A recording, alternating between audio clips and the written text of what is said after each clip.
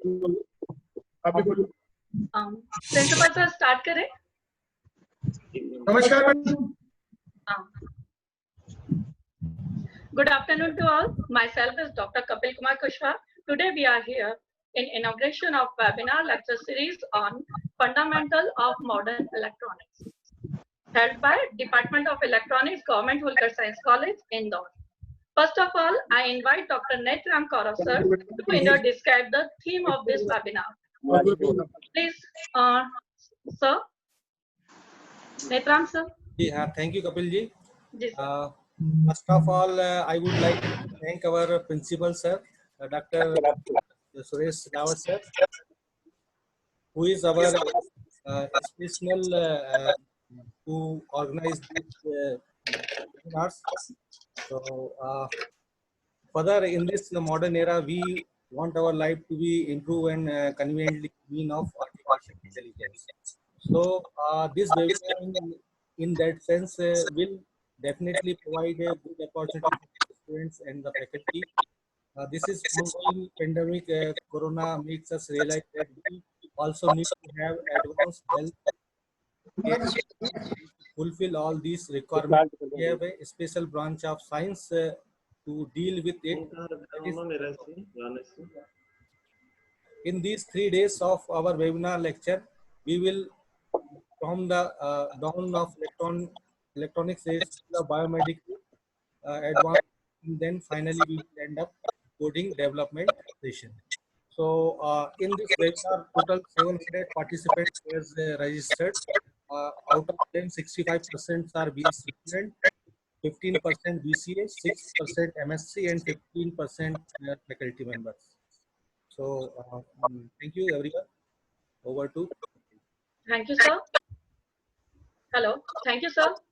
I would like to call Dr. Dikshit sir, Administrative Officer of our college, to speak few words for this event. Please, Dikshit sir. मेरे को नहीं बुलाया? अब मेरे बात. Thank you everyone. और मैं तो सिर्फ आपको ये कहूँगा कि जो भी लेक्चर्स आज रखे गए हैं, आज या 3 दिन में रखे जाएंगे, उनसे सभी पार्टिसिपेंट्स बेनिफिटेड हों, ऐसी मेरी शुभकामना है. नेत्राम और उनके डिपार्टमेंट को बहुत बहुत बधाई. आचार्य को संरक्षण में ये सब कार्यक्रम हम लोग कर पा रहे हैं. Thank you very much. Thank you, sir. I invite our respected principal, Dr.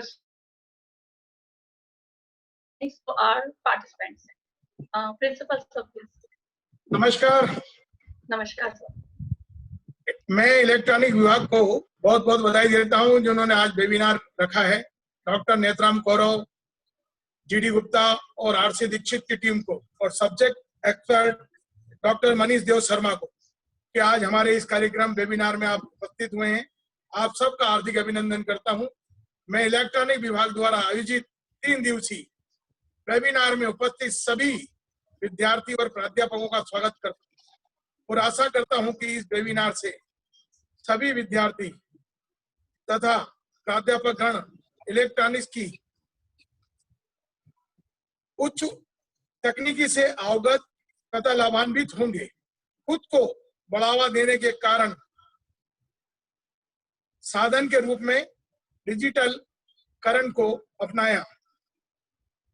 वर्तमान समय में समाज को बदलने के लिए डिजिटल करण सबसे बड़ा साधन है.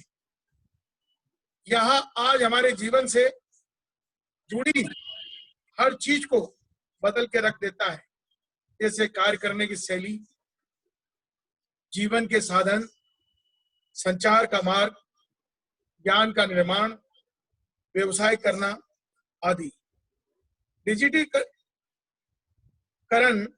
हमारे कल्याण, लोकतंत्र, स्वास्थ्य, देखभाल, पर्यावरण और समाज को समग्र रूप से प्रभावित करता है. मैं आप सबको बहुत बहुत बधाई देता हूं. धन्यवाद. जय हिंद. इलेक्ट्रॉनिक विभाग को बहुत बहुत शुभकामनाएं. Thank you, sir. To introduce our speaker, I would like to call faculty of our department, Mr. Jay Prakash Yadav, sir. Good afternoon to all of you. I would like to welcome and introduce the Dr. Manish Dev Sharma as our guest lecturer for today's session. He is currently working as assistant professor in the Department of Physics, Center of Advanced Study, Punjab University, Chandigarh. He has 15 years of experience of teaching undergraduate and postgraduate students. His area of research is published more than 50 papers in different international and national, delivered more than 200 invited lectures on science and technology. Now I request Dr. Manish Dev Sharma sir to take on this session from here. Sir, Manish sir. Yes, sir. Sir, please start. Good afternoon to everyone. Good afternoon, sir. Thank you, Dr. Suresh Lavatji, Principal, Holkar Science College. Our old collaborator, Professor R.C. Dixit ji. Our mentor, Professor T.S. Kamal ji. Professor Netram ji. Yadav sir. My dear students. A warm welcome and greeting from Department of Physics, Punjab University, Chandigarh. So today it's a nice platform to again in between the students. Those are basically our stakeholders. So let's start with the discussion about journey of physics. Like we say, what is physics? Physics is basically the mother of electronics. But nowadays we are with the electronics in each and every second. So electronics has become important part of our life. Whether it's weather forecasting, food, transport, communication, entertainment, and presently education as well.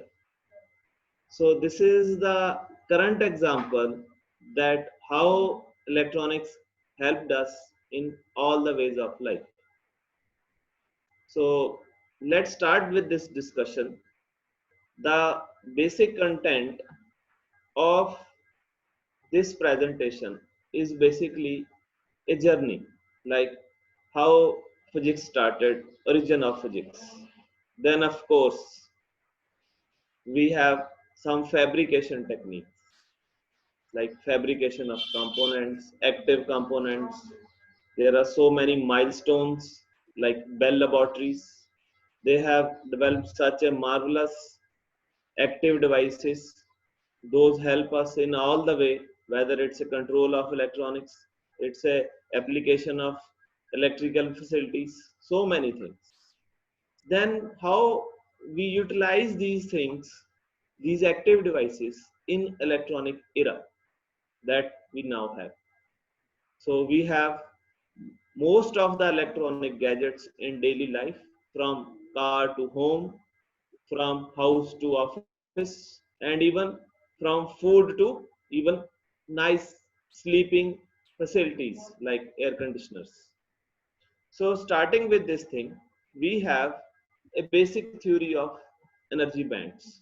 Since most of our students are undergraduate in this discussion, so this is of course important part for all of them. Whether you can say this part is, yes, you can say strategically move from undergraduate, postgraduate, even now PhD studies. We have material science subjects, we have fabrication techniques, but these are the basic points of all those things.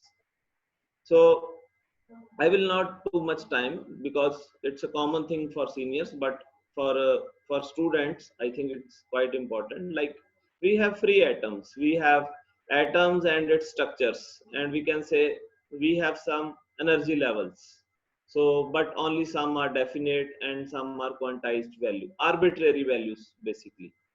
So we presume when all those atoms they come together or become closer, so their energy levels are like modified. Modified means because they are sharing the energy. So of course, this is again a distinguished level, whether it's an inner shell or outer shell. So in outer shell, it is more prominent. So we can say due to the high electric field between these things, we have formation of like energy bands. So energy bands we usually study like a rectangular shapes. Okay, so I'm sharing the clip that how energy bands look like. So from the left side of this discussion slide, it's a crystal structure. Then energy levels like conduction band and valence band. So, and I just try to show it with the interatomic distance. 0 or O is the origin point, and we have like 4 points A, B, C, and D, where we have different levels of energy, electron energy. So, like I have shared a silicon atom because silicon is mother of uh, all semiconductor physics or semiconductor electronics. So we have more discussion about it, but this is a rough picture that you can have in your mind how it look like. So these 4 distances I defined like this. So based on the distance, we distinguish these levels. We distinguish them as insulators, semiconductors, conductors, or superconductors. So of course, all levels are identical sharp when R means the distance is OD. Means OD means see the last point. So which is very greater than the first level. So here we have all the studies for 2 subcells, that is 3, 3p and M. The second case, when it lies in between the last point and second to last. So of course, there is some chances that the energy levels, the energy will split. So the other thing is when it is at the C point, OC. So we can say at OC, the levels may change. Okay. So the point of interest is that when we have the distance between B and C. Okay. Why? Because semiconductor points. So these things, these distances define that one when we have a another level which is not seen there, that is called forbidden gap. Means the gap between the conduction and valence. It is a forbidden, and we usually define the level of the electrons, which is just a, you can say, assumption, and we presume at this particular spot between this forbidden gap, forbidden level, the electrons must be in groups. That level is called Fermi level. Okay, that's why we have Fermi laboratory. We call it as Fermi lab. So start with the old point like conductors. So of course, which has lowest level of conduction band. Okay, so it is shown in the picture that they are basically very close to each other. Not close, they are exactly overlapping each other. So that is why electrons need not to work so hard. They do not need extra energy to interchange between 2 levels. Okay, so we can say valence band and conduction band basically overlap in these structures, that is called conductors. So we can say this is a very common theory. Like we have insulators where the gap has marginally increased. Means you can say that the valence band and this conduction band, they are significantly distance from each other. So this gap that we have is basically define the structure. Now the third is semiconductor. the hero of electronics. Okay, where the whole electron, not electron, even electronics revolve around it. So we can say there is a small gap because we can control this small thing easily. That is why this is the point of interest.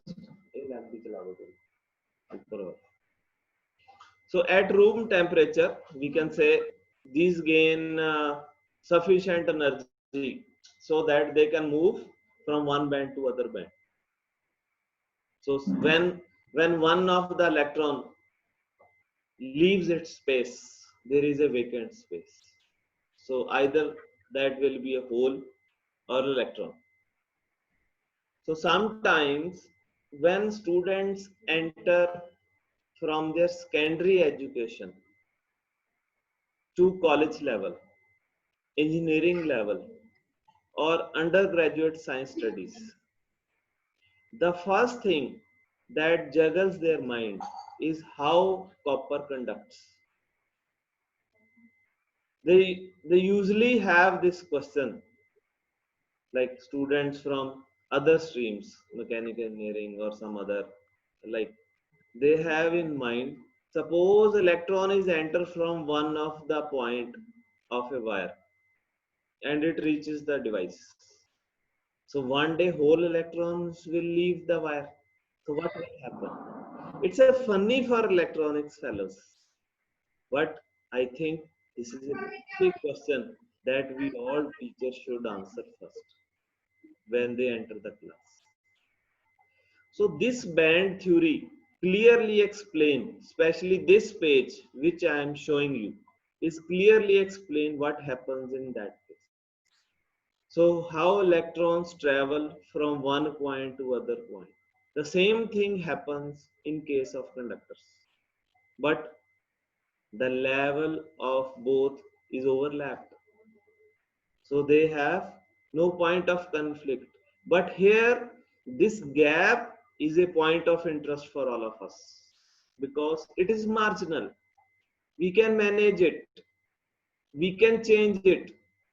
So that change basically a evolution for electronic failures that is called doping. Okay. So like we move further, it's a long discussion. So semiconductor is basically two types, intrinsic and extrinsic. Okay, so again we have interest for extrinsic and intrinsic both. So basically they are pure or undoped. Extrinsic, that we manage. Okay, so actually we have p type or n type, that again depends on the doping material, that we want to access the holes or access the electrons. Actually humans basically want to manage everything. They want to control everything. So even we control the doping. So dear students, this doping technique again enable us to make it p type or n type. But there is a one point that we have to go for physical study, because some p type or n type doping again depends, yes, it's a stability, because some of them are not stable.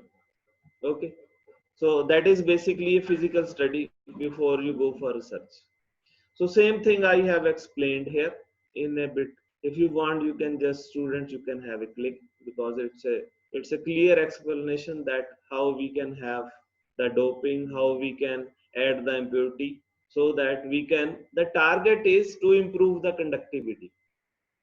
Some are more conducting when they have p type, some are more conducting when they have n type. And more strategically, it is the point of use, that where you want it. Okay, that is more important. Like in case of transistors, we have NPN, we need to make base thin. Why? Because to improve the factor alpha, that I will come later. Okay, so this is n type semiconductors. Here we have a band, forbidden band. It is recognized, it is measured in terms of electron volt. We call it as EG, band gap. Okay, So similarly, this level, this gap is mentioned as EG. And whenever we have a fabrication of semiconductor inside our laboratories like Punjab University, so we have two types of theory for band gap study. The commonly uses optical theory. We have basically calculations by using top plot, by which we calculate the EG. So every time when you want the fabrication of the product, immediately the next study is to study of the band gap. Okay, because that clearly defines that what will be the application, whether we have fabricated the correct product or not. That is another thing. So this slide basically explains the difference between semiconductor and metals.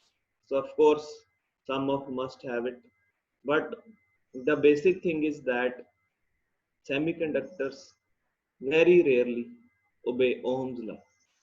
Okay, so they partially obey.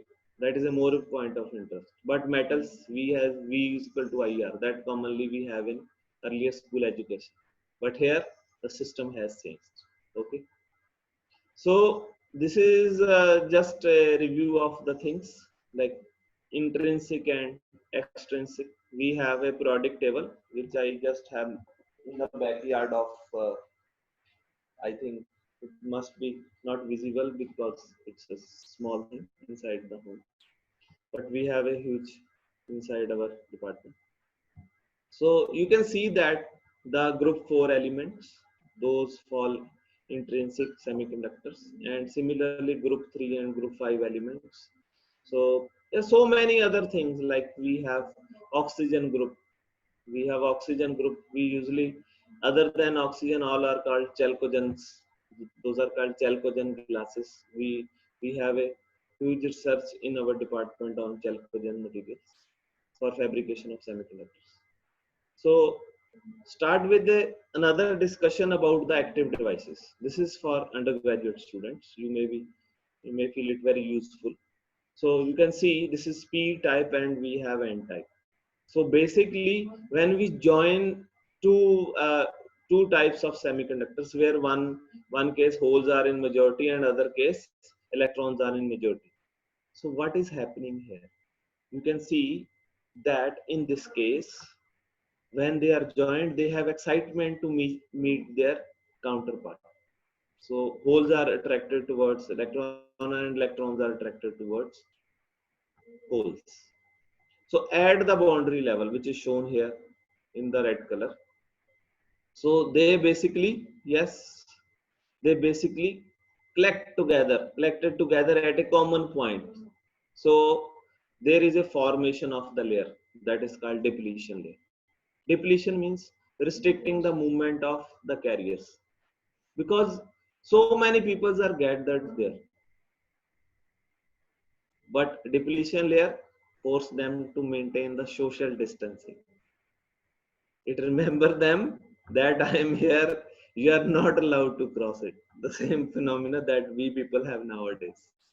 So when we have a PN junction formed, yes, it is shown in the slide. So P region has holes, that is positive charge, and immobile negative charge region. Okay, ions, we call it as ions. So on the other part, N region, we have electrons and immobile positive charge ions that I show in the violet color and green color respectively along with the charge. Actually, in the violet they are negative and green it's a positive. I think the picture clearly explains what I want to say. So the whole arrangement is basically electrically neutral. Actually, when we join, there is some depletion, but after some times they are electrically neutral until and unless you pinch them, you force them, that you move further. So that is called biasing. Okay, so how to do that?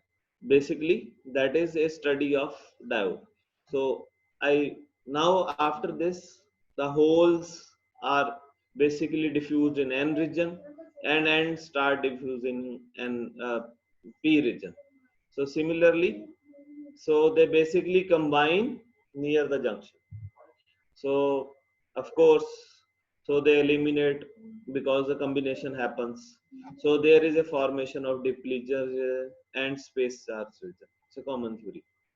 So the difference potential between p type and n type across this level, that is called junction.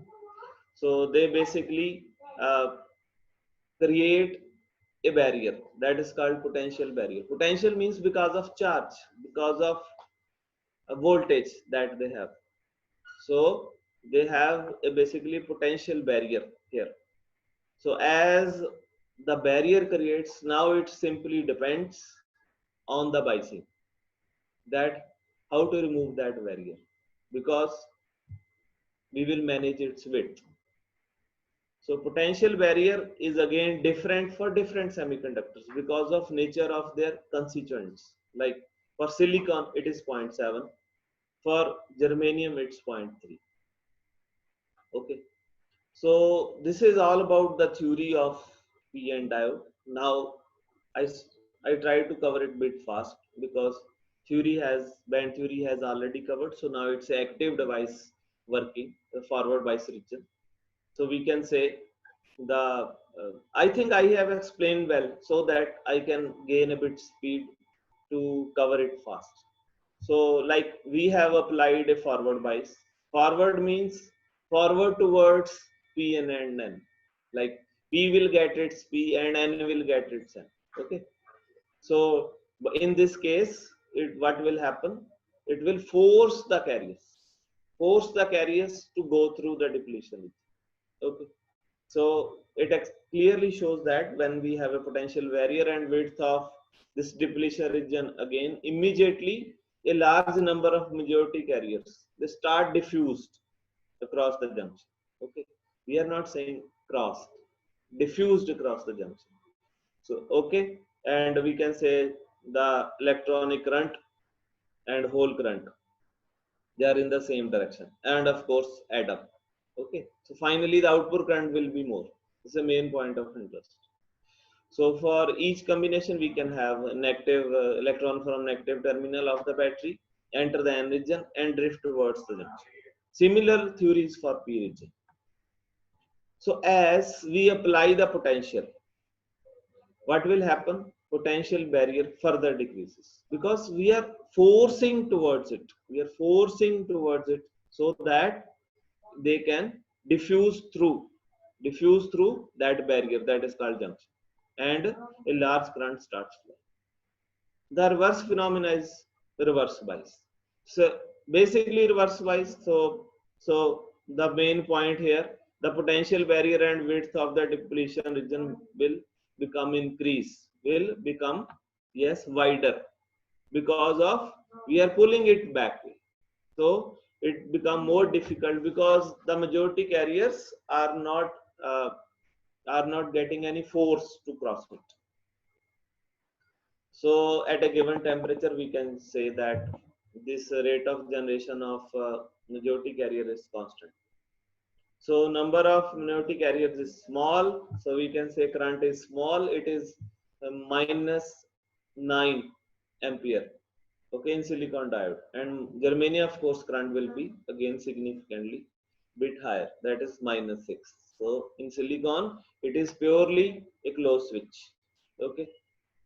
So this is a theory of diode. Like similarly, we have this diode, and suppose we provide a rheostat for supply, and we suppose provide forward bias, and we can have a measurement of current flow across it in milliamperes. So we can have these characteristics, like this is forward bias characteristics this way, because after some times voltage and currents, they follow the linear relationship. Okay, so this first lag, you can say it lag from zero to some distance. This is the point taken to cross the barrier so that the carriers can diffuse across the other junction. Okay, so this is linear region. So when it starts, it has similar shape like a knee. So that is why we call it as knee voltage. In reverse bias, the same phenomena except you simply reverse the polarity or simply reverse the diode in other way. You can change the polarity also, same thing, just for sake of student. So we will have like this way. Okay, so similarly we can say uh, the resistance of this diode is static resistance, we called it as DC resistance, and the other phenomena is dynamic resistance, that is AC resistance, that is commonly the change in voltage per change in current. Okay, so similarly I move a bit faster. This is a simple application that we commonly have for our mobile phones to make it a half wave and full wave rectifier, so that we can convert any AC supply to DC supply to charge our cell phones, laptops, and batteries. Even we all have laptops now. I have the laptop now. The same phenomena is working here. It's a PN junction diode, which is simply converting full AC signal to full DC output.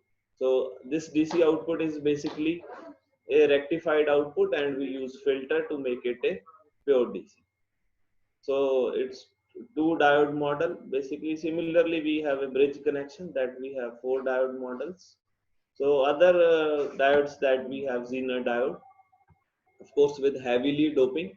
So here we have a reverse bias region.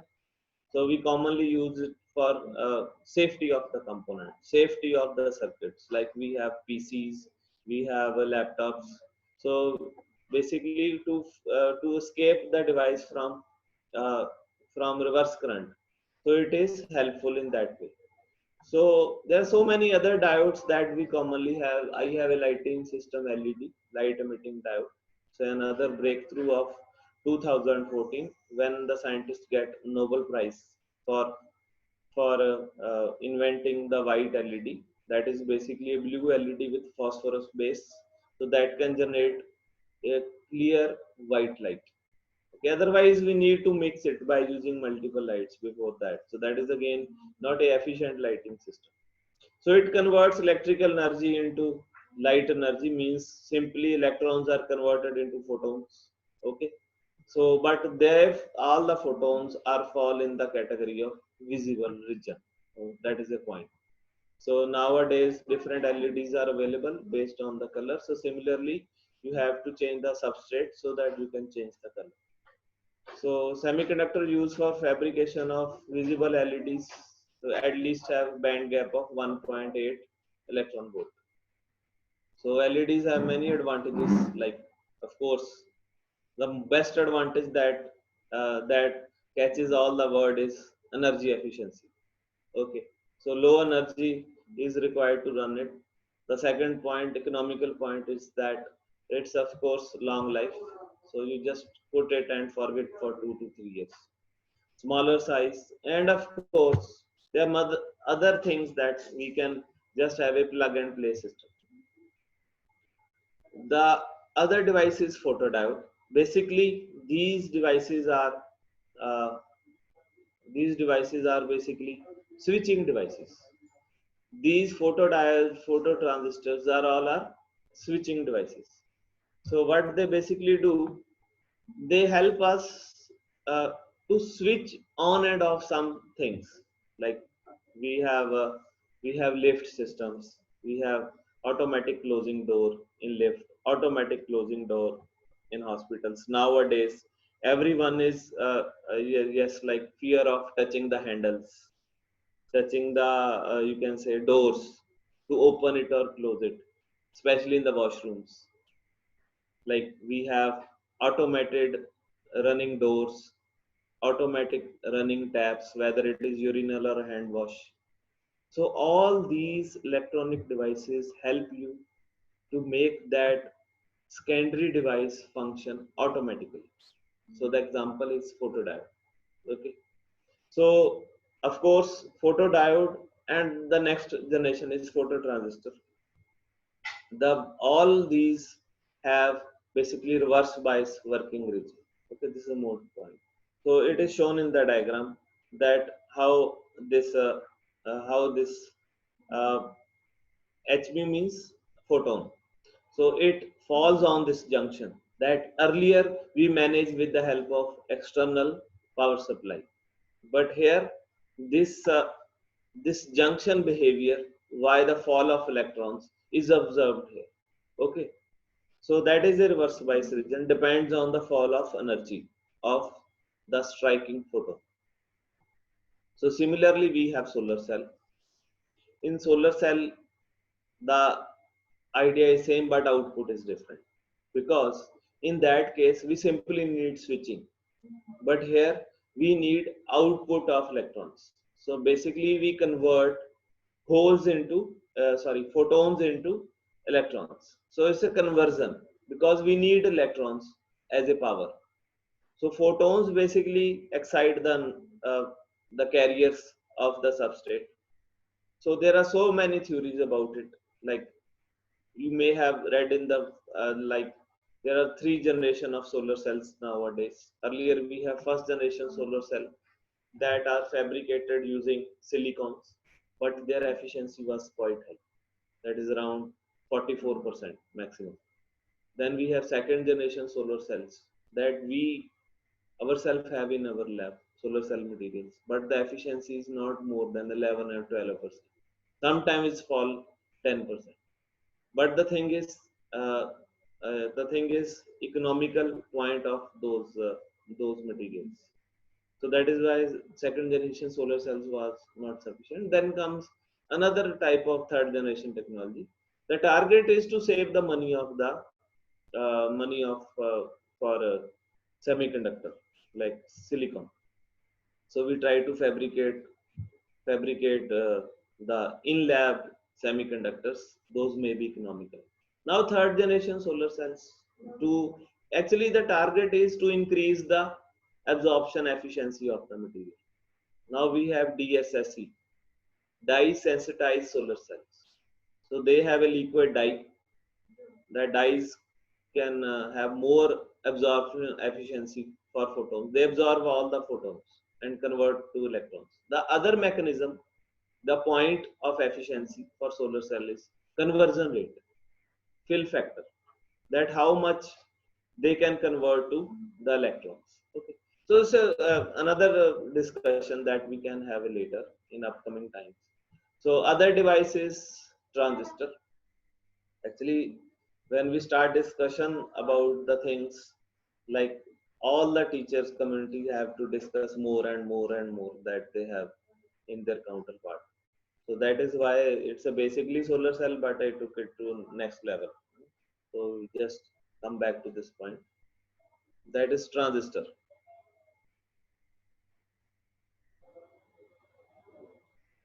So what is there inside a transistor? Of course, 2 points are used, like trans and resistor. So trans word comes from transfer, I have mentioned here, and resistor means that of course resistor means a transfer of resistance from one section to other. Of course, input to output.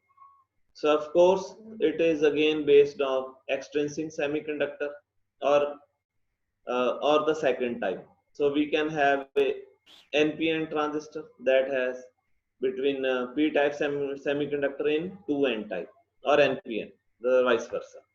So we have this way. This is P is sandwiched between 2N types and N is sandwiched between 2 types. Okay, I think this must be useful on undergraduate level. So we can have emitter, base, and collector. I have earlier mentioned that we need to have a thin base. Okay, so that when emitter send any carrier, see here, when emitter send any carrier from here, if you make it broader, the carrier will not be able to pass it. So it will stay in between this. So that is why we need a thin base. So when we emit it from this emitter, and it can easily reach to the collector section. Okay, so that is why the base is made thin. So this is another structure of NPN and PNP type emitter base collector. So this is a common, so this is a common shape that we have right hand side in the down section, emitter base and collector. So there are different shapes that we have available. IC type, cap type, different types. So this is simply briefing about PNP transistor. The diagram clearly shows how it works. Okay, so we send the current across the input section, that is called a meter base section, and observe the output at collector section. So this is PNP type. So I just move a bit faster to cover it. So it is a forward bias with the first region emitter base, and reverse bias collector base, the second region. So similarly, we can have a reverse bias of collector base circuit that forwards the movement of majority carriers towards collector base junction, and depletion region width increases. So similarly, for every electron, this whole recombination that takes place at the base region is released to emitter region. Okay, why? Because it breaks the covalent bond and enter the terminal of the source, that is called battery. So similarly, the current is carried by electrons in external circuit and holes to run inside the transistor. This is the counterpart of earlier one, that is called NPN transistor.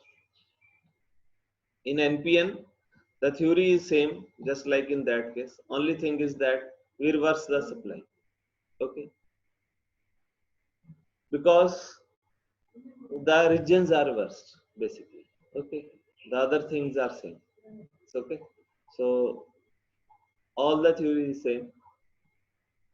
Only thing is that how we use it.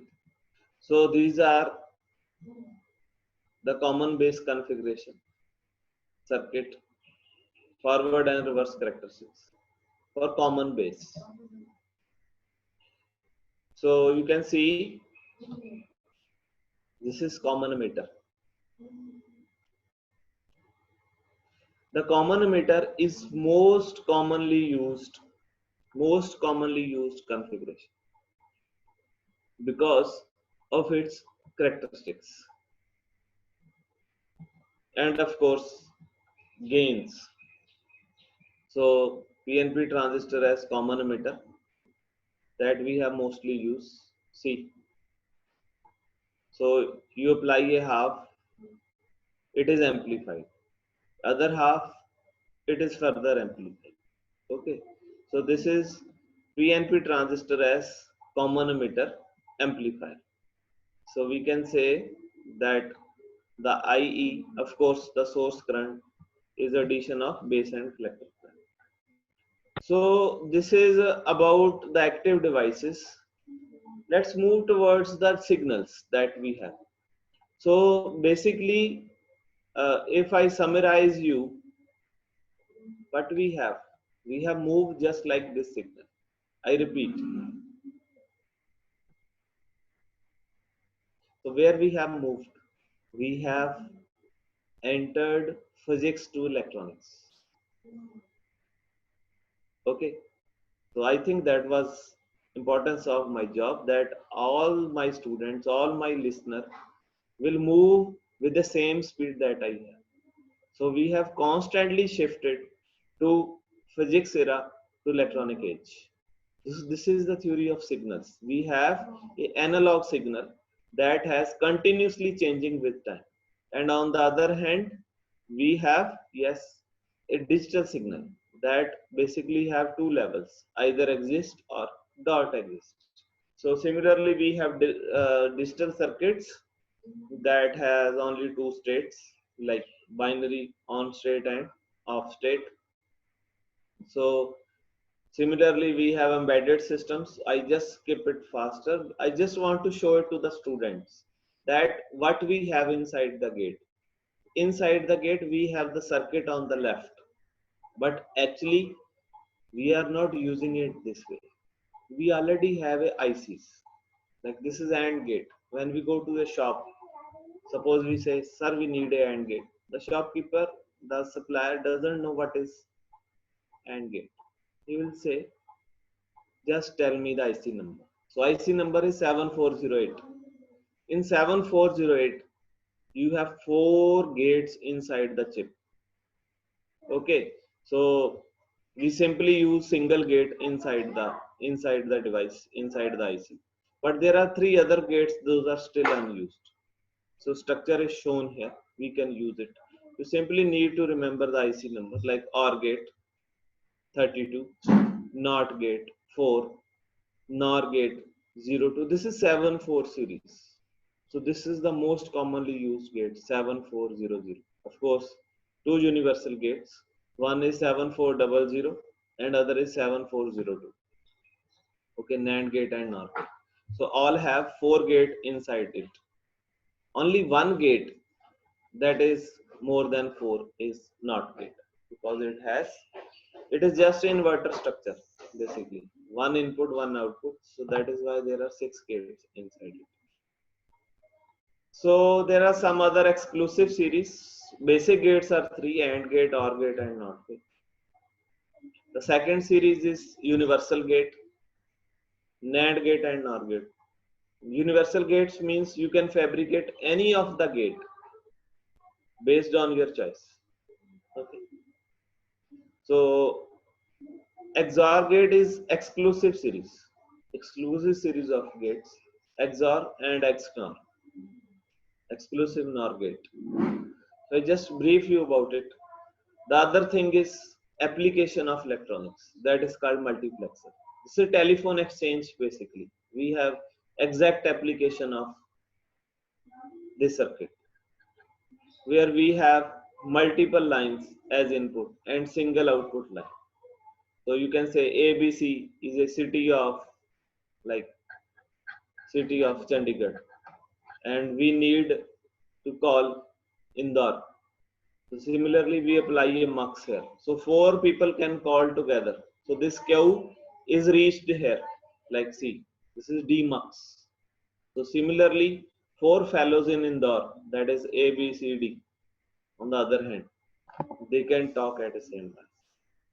Otherwise, single to single without efficiency. Multiplexed with efficiency. So this is a multiplexer. So this is the zest of electronic age, that we can increase the efficiency of a system. Okay. So this is mux and demux. I think IC numbers I have not mentioned, but anyhow, 74150, that is multiplexer.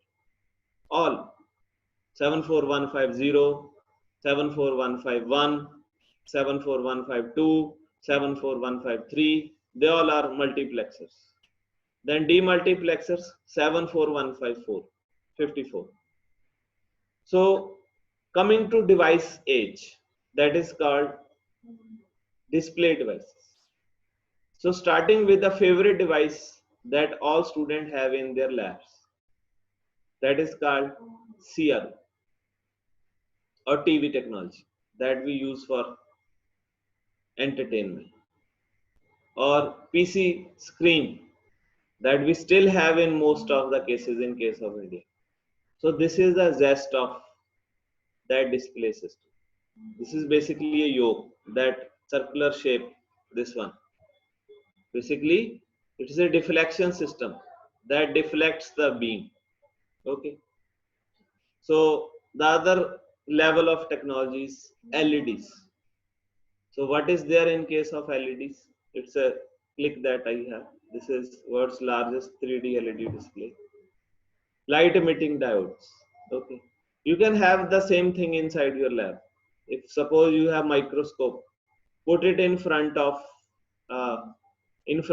your display and set the zoom. You will see different LEDs inside the screen. Make it on, only then you will be visible. Okay, they will be generating different colors of light. So this is LED display. Next level, OLED, organic. So we have polymer technology here. We have a substrate and of course metal electrodes embedded on the other end. So simply provide the charge and we have a better display quality as compared to the semiconductor ones. Now the next age of physics is basically communication. Alexander Graham Bell. Okay, so Alexander Graham Bell, a famous scientist in the era Of course, he was physicist, but he was working on communication technologies.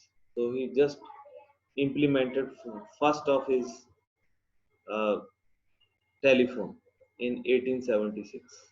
Okay, we have so many viral messages that Alexander Graham Bell call his wife, and the first word that he used is hello. So that is why whenever we pick the phone, we say hello. It is not like that, please. Actually, he had at that time his assistant. He was basically the day when he just tried to test the functioning of the device. The assistant used the word hello. After that, it's a trend. Otherwise, I don't think any of the scientists after a great invention will call his or her wife. Don't mind. So it's a second breakthrough in 90s. So it's a radio that was invented. Then first walkie-talkie. Then in 41, cell phones. So like Motorola has manufactured first walkie-talkie. Similarly, Motorola then launched first cell phones in 41. Again comes to Iridium. There are so many theories that you can just have on the internet. I am just saving my time. So then comes another embedded technology that is called SIM card. So you can say subscriber identity module. You can receive billions of calls. We have number of subscribers, types of telephones, but all function with this common SIM. So you can have multiple type of cell phones, maybe from different manufacturers, but one SIM can help you to connect the world. So this is a SIM card that commonly have. Okay, so you can see the SIM is of this shape that we have, like mass manufacturing basically. So we have a long strip of this one, and then we cut and paste inside with a super glue on a plastic card so that it can be inserted inside the device. Otherwise, it is very thin. It may be bent like that, may not be useful after that. So this is all about my discussion for today. I have left some time to take the queries. Now the thing is that I just want to conclude this discussion is that the physics basically originate the electronics. Electronics, of course, came all the way from physics background. So we can say physics is the mother of electronics. We have so many applications of physics, like embedded system, embedding techniques, where we can have a active device fabrication. So in case of active device fabrications, we can fabricate active devices, we can fabricate microprocessors. That can also be included inside this discussion because that is an exact example of embedded systems. So in embedded systems, we have microcontrollers nowadays, which is plug and play device that students can use inside their projects, and even industry use it for a proper control of any application. We have inverters inside the home, but now is the era of smart inverters. Inverter is basically an electronic application that cuts the DC output that we have from the battery and make it, yes, vice versa, not vice versa. It's basically just like up and low, and finally we use a filter to smoothen the curves to make it AC. But nowadays we have smart inverters, smart UPS, those sense the power level. So many other applications that we have, those can sense the load. That is the application of microcontrollers. So these embedded devices help us in all the way to make our life simple and convenient. So similarly, we have these embedded systems inside of our communications. Our cell phone is basically microcontroller control device. Okay. We have artificial intelligence. Of course, it's a core area of electronics. I'm not going toward that way. So I concluded that when we want to go for electronic studies, we must start with band theory. We must understand what is physics, how it originates. So what is the idea behind the currents and voltages, how we measure it, how a multimeter function, how a digital multimeter function, how a CRO function, and how we can use digital storage oscilloscope that can show you live flowing of the signal, live movement of the electrons. So these advanced devices basically help us in all the way, so that our laboratory experiments, our students can understand well about the flow of the currents, flow of the charge, and many of the things. Since I was given up to time of 1:30, so I left very few minutes for discussion. So any of the student have any query, so I mostly welcome it. So Kapilji, Yadavji, it's on your side, please. Thank you very much. Thank you everyone for patience listening. And of course, thank you for such a large gathering that I am seeing on the screen. So, please, it's all on your side. Thank you, sir. If anyone have any query, then he or she ask in WhatsApp group, and then we speak. So ask to sir. Sir, I have a question. Yes, Most ma'am. of बहुत से student को ये problem होती है कि active और passive devices कौन से हैं. डायोड में प्रॉब्लम सबसे ज्यादा फेस होती है कि डायोड इज एक्टिव और passive. Yes. Can I answer? Yes, sir. Yeah. Actually, when we go for a discussion from the book side, we have a common theory that the device which can generate the power is basically a active device, or which consume the power is a passive device. And we have a clear differentiation that resistor, inductor, or capacitor, they are passive device.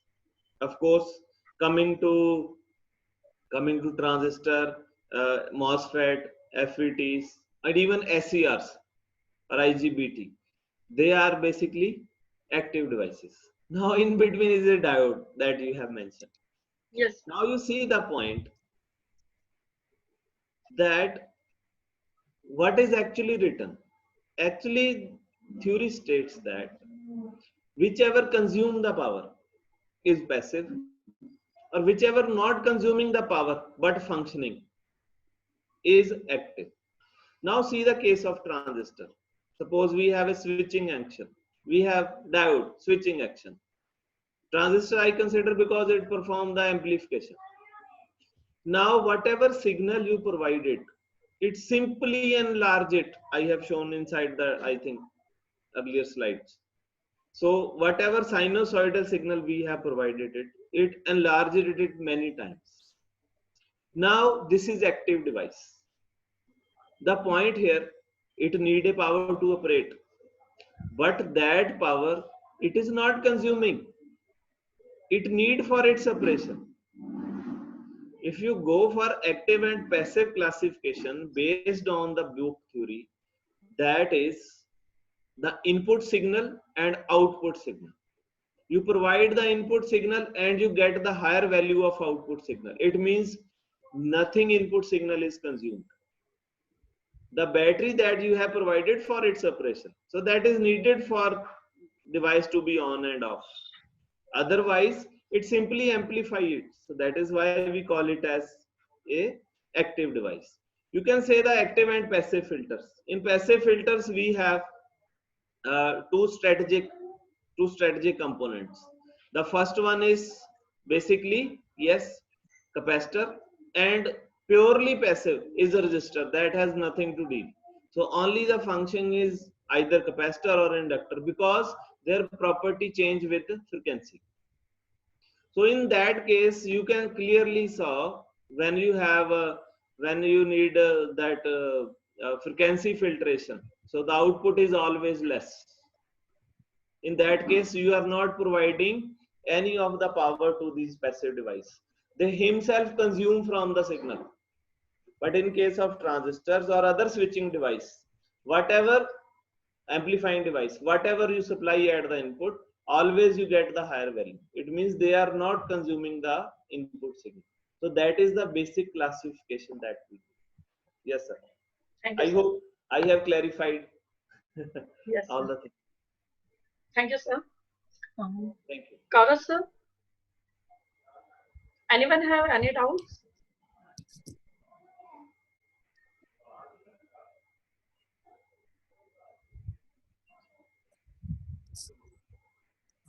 अगर किसी को कोई doubt हो तो hand raise कर सकता है.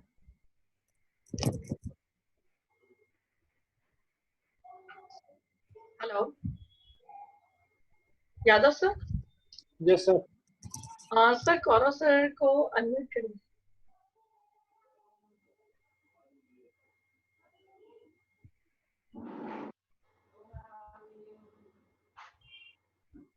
Hello. Hello. Hello. Hello. Hi, Virag. Good afternoon, Manish ji. Good afternoon, sir. Good afternoon. This is Surya from Vijayanagaram. Hello, sir. How are you? Oh, fine.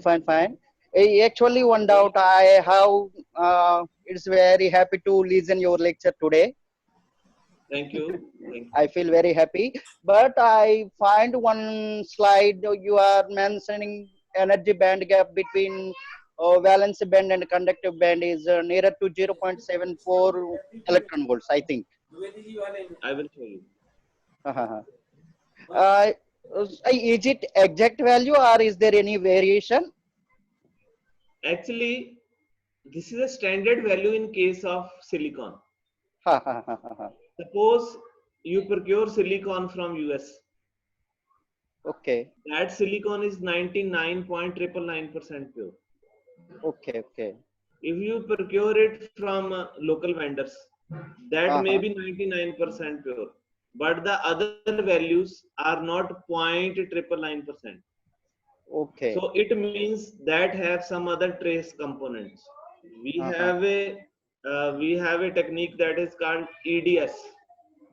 So EDS help us to find the trace elements in that. Of course, it will help you to find the exact configuration or exact purity of the substance. So if the substance, the element like silicon is not pure, so it means the band gap must be different. So these values are for pure values. Actually, I am moving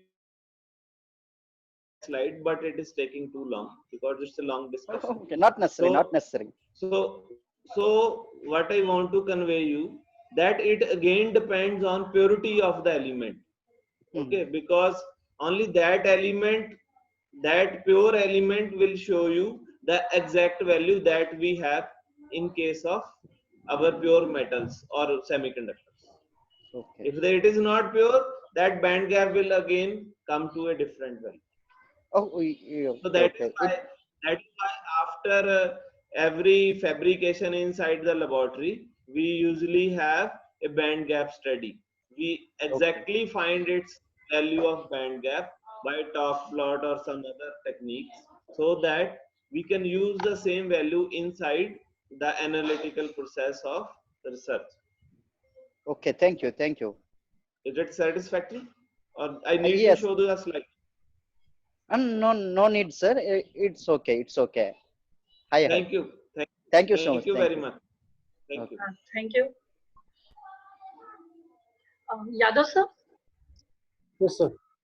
Yadav sir, HOD sir को please unmute करिएगा जी. Hello. हाँ जी sir. जी sir. हाँ, question ले लिए सभी से. या sir जो क्वेश्चन है वो सर से डिस्कस हो गए जी. Okay. Yes sir. So thank you, Manish sir. It was a really very nice talk. So Thank you very much. आपने जो है वो हमारा एक दिन पहले की रिक्वेस्ट को आसानी से मान लिया और अपना लेक्चर दिया यहाँ पर. सर ऐसा हो नहीं सकता था कि आपके कॉलेज से रिक्वेस्ट आए, जी जी नेतराम जी रिक्वेस्ट करें, दीक्षित जी रिक्वेस्ट करें, या आप कह लीजिए सिलावत सर रिक्वेस्ट करें, कपिल जी रिक्वेस्ट करें और हम मना कर दें। ऐसा देखिए हो नहीं सकता। थैंक यू सर, बहुत बहुत अच्छा लगा। Thank you very much. आपकी इनविटेशन हमें पुराने टाइम में ले गई, बिल्कुल और ये जो डिस्कशन था बच्चों के साथ इलेक्ट्रॉनिक्स और फिजिक्स के बारे में बात करना, हमने भी बहुत एंजॉय किया। बिल्कुल बिल्कुल और मैं आशा करता हूँ कि आने वाले समय में भी जी हम जी लोग ऐसे ही मिलते रहेंगे। या श्योर श्योर हम अपनी कोशिशें जारी रखेंगे कि बिल्कुल बच्चे चाहे लॉकडाउन के पीरियड में स्कूल बंद होने की वजह से, कॉलेज बंद होने की वजह से, या यूनिवर्सिटीज बंद होने की वजह से जी, जी, पढ़ाई से दूर ना हो पाए। सही है जी, सही sure. Thank you very much. Yeah. And also I for all also participants. would like to thank all the participants who have participated in this lecture, and I believe they must have benefited from this expert lecture. So thank you all of you. Okay. Thank you, sir. Thank you, sir.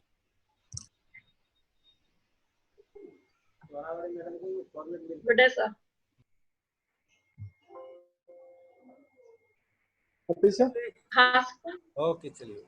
Good Okay, day. sir. Ji. Sir, thank you very much, sir. Sir, no, sir, Thank you very much, sir. Thank you, Ji.